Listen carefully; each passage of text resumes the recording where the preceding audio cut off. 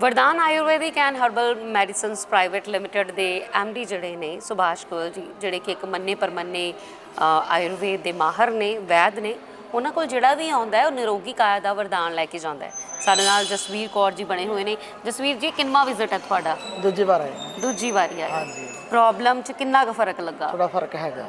Okay. ਮੈਨੂੰ sir ਨੇ ਮੈਨੂੰ ਪਹਿਲਾਂ ਕਿਹਾ ਸੀ ਟਾਈਮ ਲੱਗਣਾ ਤੁਹਾਡਾ, ਗੋਡਿਆਂ ਦਾ ਜਿੱਦਾਂ ਤੇ ਗਿੱਟੇ ਬਹੁਤ ਪੈਰ ਦਰਦ ਹੁੰਦੇ, ਪਿੱਲੀਆਂ ਦਰਦ ਸੀ ਪਿੰਜਣੀਆਂ ਦਾ। ਅੱਛਾ। ਤੇ ਫਿਰ ਸਰ ਕਹਿੰਦੇ ਸੀ ਤੁਹਾਨੂੰ ਘੱਟ ਤੋਂ ਘੱਟ 90 ਦਿਨ ਦਾ ਟਾਈਮ ਲੱਗੇਗਾ, ਤੁਹਾਨੂੰ ਬਿਲਕੁਲ ਫਰਕ ਪਏਗਾ। ਕਿ ਜਿੱਦਾਂ ਅੰਗਰੇਜ਼ੀ ਦਵਾਈ ਖਵਾਲੀ ਦਵਾਈ ਫਰਕ ਪੈਂਦਾ, ਅੱਜ ਵੀ ਥੋੜਾ ਟਾਈਮ ਲੈਂਦਾ। ਬਿਲਕੁਲ ਸਹੀ। ਤੇ ਕਹਿੰਦੇ ਸਹੀ ਹੋ ਜਾਓਗੇ, ਮੇਰੀ ਗਰੰਟੀ ਹੈ। ਅੱਛਾ। ਸਰ ਨੇ ਕਿਹਾ ਸੀ ਤੇ ਮੈਨੂੰ ਫਰਕ ਹੈ। ਵੈਸੇ ਮੈਨੂੰ ਥੋੜਾ ਬੁਖਾਰ ਜਿਹਾ ਹੋਣ ਲੱਗ ਗਿਆ ਸੀ ਵਿੱਚ, ਥੋੜੀ ਦਵਾਈ ਗਰਮ ਲੱਗੀ। ਮੈਂ ਸਰ ਨੂੰ ਸਾਰਾ ਕੁਝ ਦੱਸਿਆ।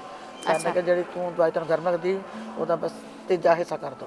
ਅੱਛਾ, ਨਹੀਂ ਪੂਰੀ ਗੱਲ ਠਰਮੇ ਦੇ ਨਾਲ ਕੱਲੀ ਗੱਲ ਸੁਣਦੇ ਆ? ਕੱਲੀ ਗੱਲ ਸੁਣਦੇ, ਕੱਲੀ ਮੇਰੀ ਸੁਣੀ ਗੱਲ। ਅੱਛਾ। ਹਾਂ, ਮੈਨੂੰ ਕਿਸੇ ਦਾ ਨਹੀਂ ਪਤਾ, ਆਪਣਾ ਪਤਾ। ਕੱਲੀ ਸੁਣੀ ਹੈ। ਆਹ ਦਵਾਈ ਮੈਨੂੰ ਇੱਦਾਂ ਲਈ ਹੈ। ਸਾਨੂੰ ਮੈਂ ਫੋਨ ਕਰਤਾ, ਫਿਰ ਬਾਅਦ ਵਿੱਚ ਸਰ ਨੇ ਕਹਿੰਦੇ ਅਗਲੇ ਸਟਾਫ ਨੇ ਮੇਰੇ, ਮੈਂ ਕਿਹਾ ਮੈਨੂੰ ਇੱਦਾਂ ਦਵਾਈ ਗਰਮ ਲੱਗ ਰਹੀ ਹੈ, ਜ਼ੁਕਾਮ ਬੁਖਾਰ ਹੋ ਰਿਹਾ, ਕਿੱਦਾਂ ਕਰਾਂ? ਉਹ ਕਹਿ ਰਹੇ ਕਿ ਤੁਸੀਂ ਦਵਾਈ ਬੰਦ ਕਰੋ, ਪਹਿਲੇ ਆਪਣਾ ਬੁਖਾਰ ਠੀਕ ਕਰੋ। ਅੱਛਾ ਜੀ। ਫਿਰ ਇੱਕ ਹਫ਼ਤਾ ਬੰਦ ਕੀਤੀ। ਫਿਰ ਮੈਂ ਤੁਹਾਨੂੰ ਫੋਨ ਕੀਤਾ, ਹੁਣ ਕਹਿੰਦਾ ਠੀਕ ਹੋ? ਮੈਂ ਕਿਹਾ ਠੀਕ ਆ। ਕਹਿੰਦੇ ਦਵਾਈ ਜਿਹੜਾ 3 ਟਾਈਮ ਸੀ ਉਹ 2 ਟਾਈਮ ਕਰ ਦਿਓ। ਮੈਂ ਕਹਿੰਦਾ 1 ਟਾਈਮ ਕਰਦਾ, ਕਹਿੰਦੇ 1 ਟਾਈਮ ਕਰ ਦਿਓ। ਅੱਛਾ। ਫਿਰ ਮੈਂ 10 ਕੁ ਦਿਨ 1 ਟਾਈਮ ਲਈ, ਫਿਰ ਵਿੱਚ ਮੈਂ 2 ਟਾਈਮ ਕਰ ਦਿੱਤੇ। ਓਕੇ। ਫਿਰ 3 ਨਹੀਂ ਕੀਤੀ। ਉਹ ਕਹਿੰਦਾ 3 ਨਾ ਕਰਿਓ। ਯਾਨੀ ਕਿ ਜਦੋਂ ਤੁਸੀਂ ਜਾਂਦੇ ਹੋ ਉਹਨਾਂ ਕੋਲ ਬੈਠਦੇ ਹੋ, ਕਈ ਵਾਰੀ ਕੋਈ ਮਤਲਬ ਆਮ ਤੌਰ ਤੇ ਆਪਾਂ ਦੇਖਦੇ ਹਾਂ ਵੀ 5 ਮਿੰਟਾਂ 'ਚ ਫਾਰਗ ਕਰ ਦਿੰਦੇ ਆ। ਨਹੀਂ, ਕੱਲੀ ਗੱਲ ਸੁਣਾਉਂਦੇ ਆ, ਬਹੁਤ ਪਿਆਰ ਨਾਲ ਸੁਣਦੇ ਆ। ਕਿੰਨਾ ਕੁ ਟਾਈਮ ਅੱਜ ਵੀ ਪੁੱਛਦੇ ਪਏ ਬੇਟਾ ਕਿਉਂ ਨਹੀਂ ਆਇਆ ਤੁਹਾਡਾ? ਉਹ ਕਹਿੰਦੇ, ਮੈਂ ਕਿਹਾ ਸਰ ਬੇਟਾ ਆ ਰਿਹਾ। ਮੈਂ ਕਿਹਾ ਉਹ ਜਿੱਦਾਂ ਕਿਸੇ ਮਤਲਬ ਡਰਾਈਵਰੀ ਕਰਦਾ ਬੇਟਾ, ਓਕੇ। ਉਹ ਕਿਸੇ ਹੋਰ ਨਾਲ ਲੈ ਕੇ ਆ ਰਿਹਾ। ਮੈਂ ਬ੍ਰਦਰ ਨਾਲ ਆ ਗਈ ਸੀ। ਬ੍ਰਦਰ ਮੇਰਾ ਬਾਹਰ ਹੋਇਆ, ਮੈਂ ਦੱਸਿਆ ਆਪਣਾ ਮਤਲਬ ਪੂਰਾ ਫੈਮਿਲੀ ਵਾਲਾ ਮਾਹੌਲ ਹੈ ਨਾ, ਮਾਹੌਲ ਹੈ। ਤੇ ਮੇਰੇ ਬ੍ਰਦਰ ਨੂੰ ਮੈਂ ਦੱਸਿਆ, ਉਹ ਕਹਿੰਦਾ ਕਿੱਦਾਂ ਮੈਨੂੰ ਆਪਣੀ ਯੂਰੀਨ ਜਿਹੜਾ ਬਾਥਰੂਮ ਦੀ ਪ੍ਰੋਬਲਮ ਹੈ। ਤੇ ਮੈਂ ਕਿਹਾ ਦਿਖਾਓ, ਆਏ ਨੇ ਹੁਣ, ਉਹਨੂੰ ਵੀ ਨਾਲ ਆ ਗਏ। ਅੱਛਾ, ਆਪ ਵੀ ਆਉਂਦੇ ਨਾਲ ਹੋਰਾਂ ਨੂੰ ਵੀ ਲਿਆਉਂਦੇ ਆ। ਬਈ ਵਾਕਈ ਫਰਕ ਪਵੇਗਾ ਤੇ ਕੋਈ ਇਦਾਂ ਕਿਉਂ ਨਹੀਂ ਕਰੇਗਾ? ਫਰਕ ਹੈ, ਪਰ ਮੈਂ ਥੋੜਾ ਜਿਹਾ ਆਪਣਾ weight ਤੇ ਵੀ ਕਿਹਾ ਸਰ ਨੂੰ ਕਿ ਸਰ ਜਿੱਦਾਂ ਮੇਰੇ ਗੋਡੇ ਕਿਹੜਾ ਥੋੜਾ ਮੇਰਾ weight ਵੀ ਘਟਾਓ। ਸਰ ਕਹਿੰਦੇ ਵੈਰੀ ਗੁੱਡ। ਆਪ ਵੀ ਕਹਿੰਦੇ, ਪਰ ਮੈਂ ਕਿਹਾ ਹਾਂਜੀ ਮੈਨੂੰ ਹੋਰ ਜਲਦੀ ਫਰਕ ਪਏਗਾ। ਮੈਨੂੰ ਆਪਣੇ ਆਪ ਨੂੰ ਲੱਗਦਾ ਹੈ ਨਾ ਕਿ ਜਿੱਦਾਂ ਮੈਂ ਥੋੜੀ ਤੁਰਨ ਫਿਰਨ ਲੱਗ ਗਈ ਹਾਂ। ਕਹਿੰਦੇ ਮੈਂ 2 ਪ੍ਰਸ਼ਾਦੇ ਨਹੀਂ ਪਕਾ ਸਕਦੀ, ਖੜੀ ਹੋ ਕੇ, ਇੰਨੀ ਪ੍ਰੋਬਲਮ ਸੀ। ਓਕੇ। ਮੈਂ ਕਿਹਾ ਹੁਣ ਮੈਂ 10 ਮਿੰਟ ਖੜ ਜਾਂਦੀ ਹਾਂ। ਅੱਛਾ। ਨਹੀਂ ਮੈਂ ਨਹੀਂ ਸੀ ਖੜ ਸਕਦੀ 1 ਮਿੰਟ ਵੀ। ਤੇ ਕਹਿੰਦੇ ਕੋਈ ਨਹੀਂ। ਉਹਨਾਂ ਫਿਰ ਮੈਨੂੰ ਲਾਈ ਦਵਾਈ। ਕਹਿੰਦੇ ਚੱਲ, ਕਹਿੰਦੇ ਅਸੀਂ ਤਾਂ ਕਿਹਾ ਸੀ ਵੀ 3 ਮਹੀਨੇ ਖਵਾ ਕੇ ਫਿਰ ਦੇਣੀ ਹੋ। ਮੈਂ ਕਿਹਾ ਨਹੀਂ, ਮੈਨੂੰ ਨਾਲ ਹੀ ਦਿਓ। ਅੱਛਾ। ਸੋ ਇਹ ਹੁੰਦਾ ਹੈ ਜੀ, ਇਹ ਮੇਰਾ ਥੋੜਾ ਬਹੁਤਾ weight ਘਟੇਗਾ ਤੇ ਮੈਨੂੰ ਆਪਣੇ ਆਪ ਨੂੰ ਫਰਕ ਲੱਗੇਗਾ। ਬਿਲਕੁਲ ਸਹੀ। ਜੋ ਤੁਹਾਨੂੰ ਇੱਕ ਚੀਜ਼ ਤੋਂ ਆਰਾਮ ਆਉਣ ਲੱਗ ਪੈਂਦਾ, ਤੁਹਾਡਾ ਵਿਸ਼ਵਾਸ, ਭਰੋਸਾ ਜਿਹੜਾ ਮੈਨੂੰ ਭਰੋਸਾ ਹੈ।